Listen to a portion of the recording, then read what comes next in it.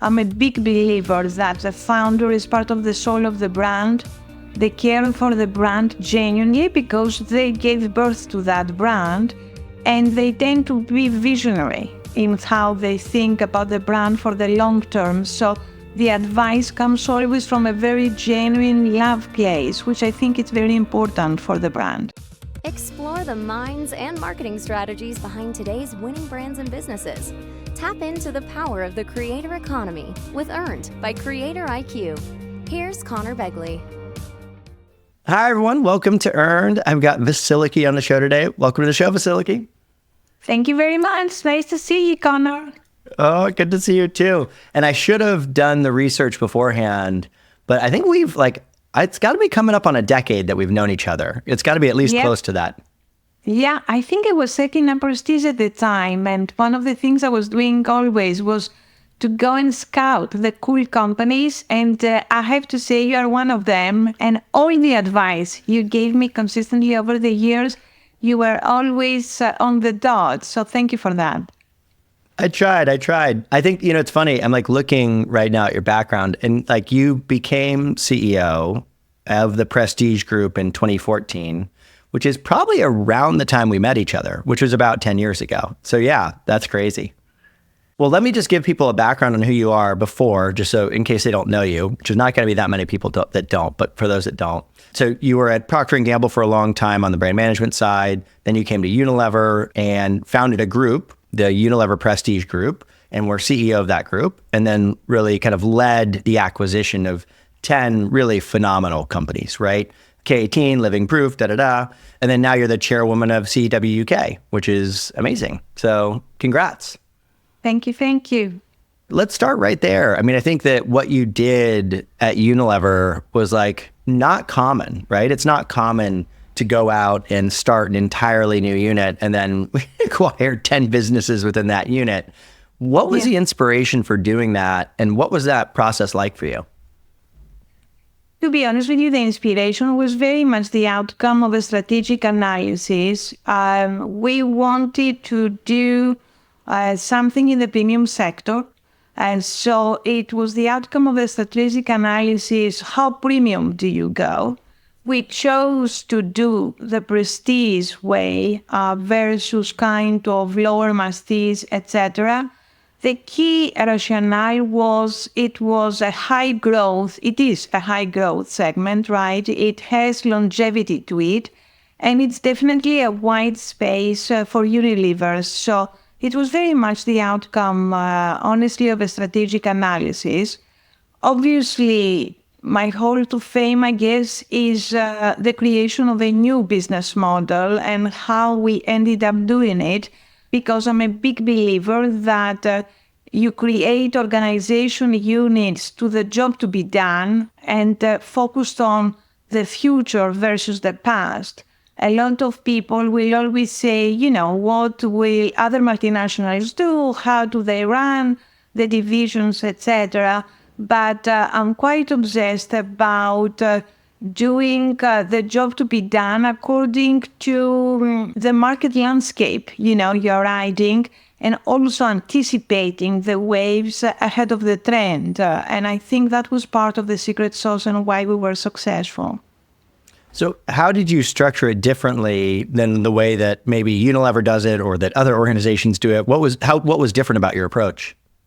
My approach was different in the sense that it was a bespoke approach. It was a string of pearls. I've often talked about this in various speeches. Our CEOs have end-to-end accountability because I wanted to operate with speed and to enable the CEOs of the business to manage the business end-to-end, of course, with governance. I was the chairwoman of the different boards of the brands. Also, the other big differentiation was the role of the founders. I believe we were of the first companies to nurture the founders and keep them for the long term, if you want, because my esteem of founders is huge in the sense that they are the soul of the brand. They understand the vision of the brand because ultimately they created the brand. So how do you involve the founder as a co-pilot, in running the business model? The other thing that was key to my defining the business model of Prestige was I was seeing that luxury, it has to be about authenticity, right? The new consumer wants to feel the brand end to end with authenticity at the core of it. So as the social media, remember, was kind of going rampant, etc., most people had access to everything about the brand, ingredients. There was a wave of transparency. So authenticity is the way that made me get inspired of creating the business model. So that's why I wanted the CEOs to be in charge, to have speed as our second name, to be known about our innovation, our awards, our R&D, our technologies, but also our work around social impact. Purpose was a big part and a wide space actually for luxury. When I started, people did not understand the definition of social impact in luxury. Over time, it became, something that luxury brands were doing. When I started, it was very much a wide space as well. But most of the brands that I bought definitely were built from a purpose point of view. Say, for example, Dermalogica, it's very much dedicated to the vocational training and the skills training for professional skincare therapists. Tatcha did a lot of work for girls and education. So this was not kind of, let's work with a foundation to support because it looks good. It was part of the soul of the brand. And I think that was very impactful and interesting for me as a new space to create for the long term. Yeah, it's interesting, that string of pearls approach, because, that would stand in stark contrast to, let's say, the way that L'Oreal does things, right? Where they bring someone in, they kind of keep the founder around in a loose capacity most of the time, or no capacity. And then there's a lot of like cross-brand marketing and cross-brand integration. But what it does mimic more closely is the way that LVMH does it, right? Which is like all the brands are kind of mostly run independently. They try to keep the founders involved, et cetera. And also those are the two ends of the spectrum, right? LVMH is more luxury while L'Oreal is more mass. And so perhaps that's why that strategy works so well for you. It's just interesting to observe from the outside. Yeah, for me it was very important. Obviously, I can't comment on my competitors. I'm sure they have very good reasons, right? Why they adopt their strategies, and obviously they serve their business models. But for Unilever Prestige, for me it was very important, what I was talking before, how do we serve the consumer best?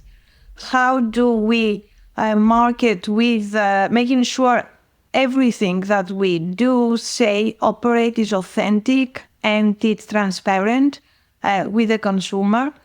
How do we create also future forward thinking? I'm obsessed about white space thinking. How do we delight the consumer in different ways that haven't been done before? So that kind of obsession let us think a little bit different to what was done before. Yeah. So I'm curious how you, and disclose what you can, but how you incentivized the founders. Obviously there's earnouts and such, right? But especially for a lot of these founders, they've already made a lot of money, right? And so money can rarely be like a sole motivator. To see someone like Carissa still at Hourglass, still working hard is crazy, right? Like, how did you keep them engaged? And honestly, if you can be as tactical as you can, like what were the levers that you used, outside of, say, an earnout? Be honest with you, it starts way before the acquisition because in principle, I wasn't interested in working with founders that wanted to exit at the time of the acquisition. So I very much believe in founders that want to be part of the journey, build the next chapter, with you.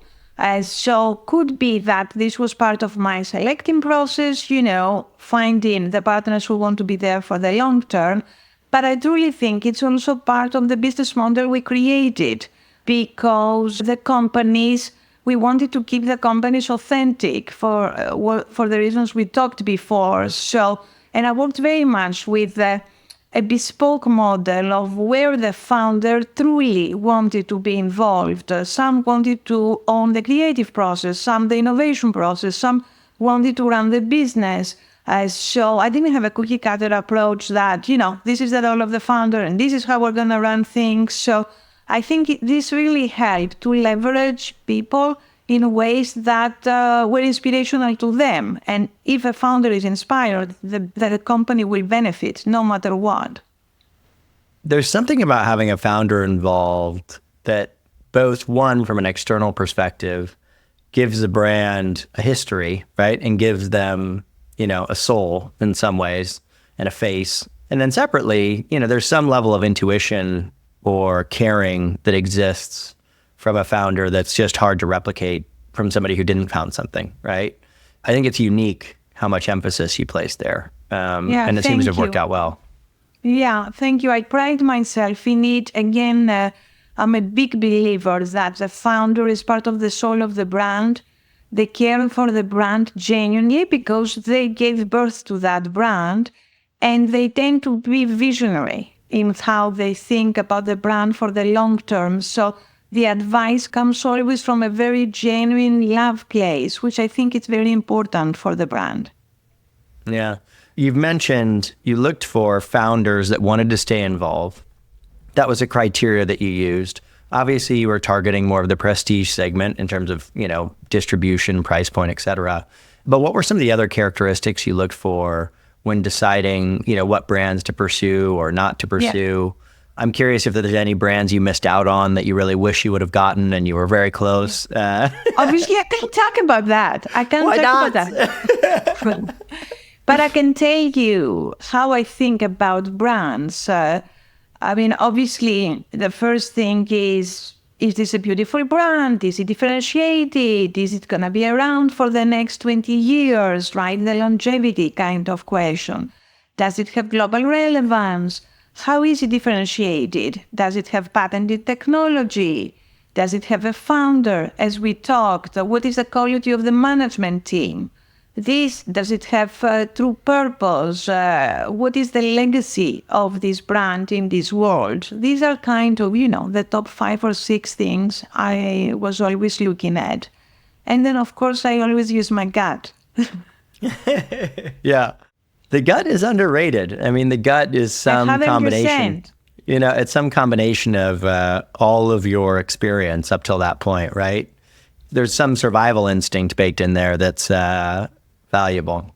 I saw this tweet or somebody wrote something and they said, if you're having to do positives and negatives analysis, they're like, the answer should be no, right? Like, yeah. If you have to talk yourself into something, the answer should be no. No, 100%. It reminds me of what you say of a marriage now. Remember, like when you evaluate boyfriends or girlfriends and stuff like that, if you have to do that, then like you say, it's definitely a no. And an acquisition or a partnership. Acquisition, I don't even like the name because it feels like, you kind of go over somebody. It's more of a partnership. It is a partnership of values.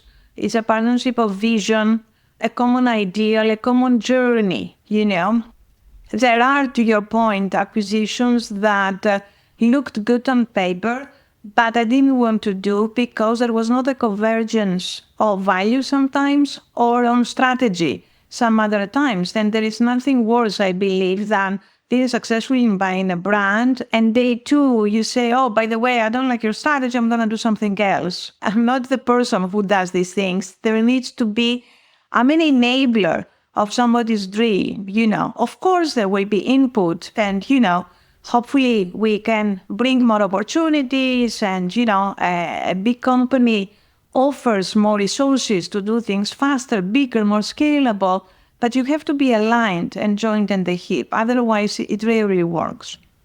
Well, because in a lot of ways, it's a partnership in that if they join and it doesn't go well, that's bad for you, right? And if they join and it doesn't go well, it's bad for them too, because most people don't want to see their brand struggle, right? Like these things that they created. I'm curious, how did your strategy change at all from, brand number 1 to brand number 10? Did you learn anything or adjust during that process? I definitely. I mean, a lot of things. To be honest with you, when we started, we didn't have a reputation as a luxury acquirer. So over the years, we gained a lot of great reputation because people were talking positively, whether it was the founders, the customers, the employees. There was an ecosystem of positive word of mouth, something you've always talked about. How do you create a word of mouth of your brand? So I think that helped us have a great inflow of people that wanted, to be acquired by brands. In terms of synergies between the companies, obviously, as you become bigger, there is so much more synergies of capabilities that you create. I'm a big believer of capabilities of synergies, having expert networks in the most specialty kind of subjects, whether it's DTC, e-commerce, influencer marketing, so that not every company learns everything from scratch every time, but how can you create an exponential network of thinking and experimenting where all pearls experiment and the whole always benefits from the single parts. And I think that was quite cool to do. It's like network theory, if you follow me. Totally. I mean, we've seen that to a much smaller degree, but we'll have we have investors and they'll have other companies within their portfolio. And they're like, hey, you should talk to this person. They know a lot about this, right? And in your case, you'll see that even more because your companies are all related. The portfolios that we're a part of are very broad. So there's not a ton of overlap. I think this is potentially what I do different to what I used to do with other multinationals that you mentioned, is that I believed in collaboration versus competition between my companies. Of course, they were competing externally, with the retailers, the consumer, etc.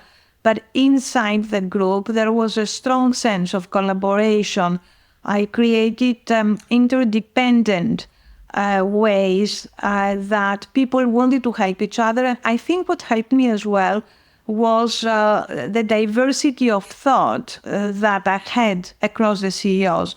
Some CEOs were super duper in technology, others in creativity, others in commercial thinking. So everybody actually was a great pillar for each other. And I kind of inspired collaboration, I think, versus competition. It was very much for me important that we were together, we were a unit, and we wanted to do something bigger than us. You see what I mean? I really believe in changing the world in positive ways, and what motivates me is bringing superior solutions to make change, whether it's the skincare therapist or the consumer who is suffering from acne.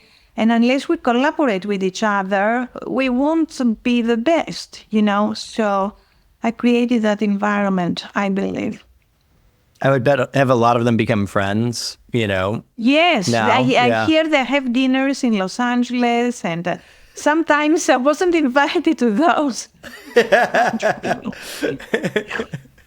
Well, then, it's not that you're the boss, right? But it's nice to have dinners when the boss isn't around. Yeah, definitely. Plus, I don't live in LA, but I thrived, actually. I was so happy when they did it. I heard they had a different WhatsApp to the one I was on. Oh, man.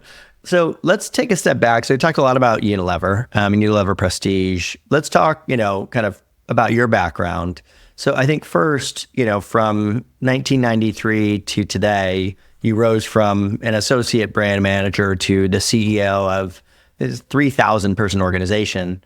For those that want to follow kind of a similar path, what would be your advice to them? What would you think led to you having the success that you did? I think the first thing I would say is try to be an expert and get the skills in something that you're passionate about. I always say to young people or people that I mentor, find what you love. Find what makes you get up from bed. I mentor quite a few people and I say to them a simple exercise, actually. Take a diary and write everything that gives you joy daily and circle the joy points and look back after a week and see what are the common themes, because that would give you a pattern, of what it is that gives you joy. It could be a stroll in the park. It could be having a creativity discussion. It could be talking about supply chain, whatever. Different people have different inspiration levers. I think find your area of passion and then become an expert in it. I wanted to be the best person in beauty worldwide. You know what I mean? I want to know everything, have them flair for the best companies, the influencers, what drives, demand generation, what drives the consumer choices. I was obsessed, with it. So I consistently would do store checks, talk to experts, find people like you, Conor. This drove me, and I think this is what helped me, to manage the companies ahead of the wave, in a way. So be passionate, become an expert. I would say be bold and take risks. I believe in take risks. I mean, as an example, I took risks myself because I believe in growing consistently, right? Disrupting yourself. And because we live a life once, and I truly believe that it must be a journey of growth and of continuous personal growth. So those would be the elements that I would emphasize. Not to be afraid, right? To take risks, like I said. And I would say one more is better apologize versus ask for permission, because sometimes better dare and do and learn from doing versus ask permission all the time, because that will slow you down. So I'm a big believer in action versus permission. If you wrote those down and put my name behind it, it would be something that would be what I would say. So I think, I love many parts about that. I had never thought about the concept of writing down the things that give you joy for a week. Like I wrote that down while you were saying it, because I think people do it intuitively, but to do it intentionally, I think would be really cool. And in general, I think I've observed that, like, I remember early on when we first started the company, we were like, I had like 70% of the company reporting to me. So I was like trying to run the staff meetings and this kind of thing. And I was like, I really need to focus on it. I'm not very good at it. And my co-founder goes, like, why? He's like, you're not good at it and you don't like it. Like, why are you trying to do it? Like, somebody else can do it that really likes to do that, right? And then when you do find something that you're good at and you enjoy and you're passionate about, you will naturally be more successful at it, right? Like, so I love that. No, me too. It's always better to walk from passion areas. People sometimes call it from areas of strength. I don't believe in strength and weakness. I believe in passion areas. And then the permission over forgiveness. There's nothing that makes me more frustrated than when I'm working with somebody and they're constantly asking me for permission. I'm like, just do it. Like, it's okay. Yeah. If it fails, it's okay. It's not a big deal. This is what the company pays us to do, right? They give us responsibility to use our mind, create positive change, and do with speed and make a difference. The more you ask, the more you slow down, and you more actually cause loss of productivity versus value creation. Yeah. So one of the things you mentioned there in terms of you liking to have fun, I think generally being very caring is, I think that's one of the things I've always admired about your leadership style. Again, from the outside, never, reported to you directly. But I'm curious, is that how your CEOs would describe your leadership kind of style and philosophies? Is there anything else in there that you think is important to kind of leading teams? You should definitely ask them. to get the truth. But I believe in energy, leading with energy and creating inspirational environments. I believe in giving people freedom and holding them accountable. Obviously being aligned on the job to be done, etc., but not being in the way of what their job is. But energy and culture, I think, if I were to single out two things, this is what I focus a lot. I believe in being a human. Obviously, I believe in high-performance organizations, bringing outstanding results, making a legacy impact, in the industry, but doing it the kind way, the human-centric way.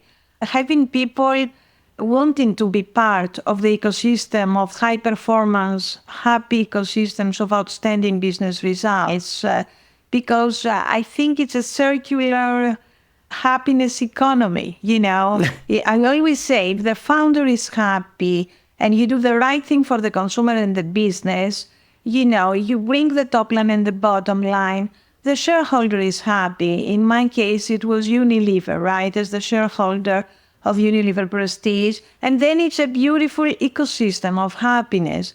If you start messing with the priorities of who do you make happy first, the ecosystem may not work. People get quite short-sighted in that regard, I find.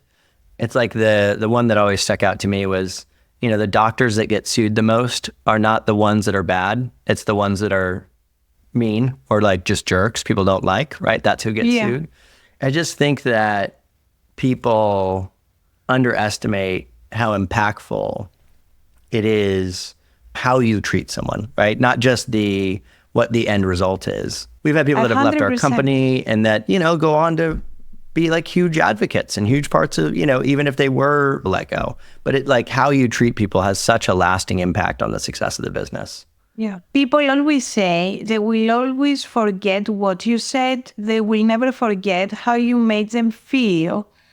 And this is something actually I learned a little girl from my dad, which was, his phrase was always, it was in Greek, so it doesn't translate very well in English, but it was very much about do good at all times. That was one kind of phrase. And the other one was do good and throw it to the ocean, meaning don't expect anything in return. You know, do good unconditionally, because if you are an enabler of goodness, kindness, the right thing, it's part of the energy world, you know, and it will come back to you potentially 10 times, but don't do it because you expect that, if you know what I mean. Do it unconditionally, and the rest will be taken care of. And it's a mantra a little bit that I tried to live my life by. Not always easy, but always trying to become better and grow, you know? 100%. So my team's going to kill me because I haven't asked about influencers at all. And that is kind of what our company does. So, you know, obviously you've got a bunch of brands. You've got visibility into all these different brands. And you have some brands, you know, they're all very good, but some are really good, right? Like Hourglass is killing it with influencers right now. Obviously, that was a big part of what K18 built. What did you observe about the differences in terms of the brands that really kind of rose above when it came to influencers? What were they doing that was different? I think very much with your help as well to stay ahead of the curve, right? Because it always changes. You know, it was YouTube and then Instagram and then the different social platforms, but always trying to be ahead of the curve, even when that curve was not big enough, but we were experimenting at all times. So when the wave was coming, we were able to scale it, you know? I think that was one. The second, I mean, you mentioned Hourglass. Indeed, they're doing an outstanding job. I think what they do really well is to have the pulse in culture and to have outstanding networks of makeup artists, celebrities, beauty fans, and they pretty much know who is the up-and-coming influencer, and they create those beautiful relationships. They catch the people early, and they nurture them. And I think what they do really well, and obviously Carissa, the founder, is a creative genius herself, they think big, they take risks. I don't know if you saw the pop-up they did with Barney's. They brought Barney's to life in New York. The people were talking about nostalgia and TikTok, etc. But that idea was so big and so bold, they became the platform of storytelling, not only for themselves, but for so many other creative designers and influencers, which I think is a beautiful example. When a brand becomes big, it's not just talking about itself, it's talking about others, and it becomes a platform for others to shine. I think that's a beautiful moment. Again, you are an enabler of good for others versus just yourself. Yeah, I think those community dynamics and the relationships, you know, one, 100% aligned, and two, they're built over a very long period of time, right? Like, I would imagine, you know, many of those relationships exist with Carissa herself and are ones that she's formed over a decade, right? Or 2 decades. Yeah, and the team. And the team. 100%. Yeah, they do an outstanding job, and I'm so proud of all of them because from the more junior person to the more senior person, they're very imbued in the culture of the influencer network, of what is hot or what's becoming hot, what's cool in entertainment, in other sectors too. They definitely live Los Angeles and California to the fullest. And as you know, California sets the trends in lots of ways. So I think that's a competitive advantage. Yeah. So really appreciate the time you took today. Thank you. I'll do kind of one end of show question. So you've just left Unilever just a few months ago, and I'm sure you're enjoying time at home, time at the beach, whatever it is. But I know you're not done yet. So as you think about the future, what are some of the areas that you're excited about or that you're working on or want to work on? Yeah, thank you for asking. What I'm planning to do is to continue my presence, let's say, in the beauty and wellness sector. But now I'm thinking of becoming an investor myself, whether it's myself with a partner or with a company, it's to be defined. I mean, I was an investor, right, with Unilever Prestige and Unilever, but now it's going to be a little bit different, right? I have to also source the capital. And I'm excited because there is a new chapter to be created in beauty and wellness. Sometimes I have talked about this convergence of consumer health, longevity, wellness, and beauty. And there will be new spaces created. So finding those businesses, nurturing them for the next chapter and writing that chapter is something I'm very excited about. Well, if you're looking for LPs, let me know. I don't have a lot of money, but I believe in you. So that's good. Thank you. Appreciate it. And again, thank you so much for taking out the time. Congrats again on all the success. It's an honor. Thank you, Conor. Appreciate, I think, what you've brought to the kind of ecosystems that I exist in. It's everything that we talked about. So appreciate that too. Thank you. Be a friend, tell a friend, and subscribe. Earned by Creator IQ. Creator IQ is your all-in-one solution to grow, manage, scale, and measure your influencer marketing program. Ready to unlock the power of the creator economy? Get started with a demo today at creatoriq.com.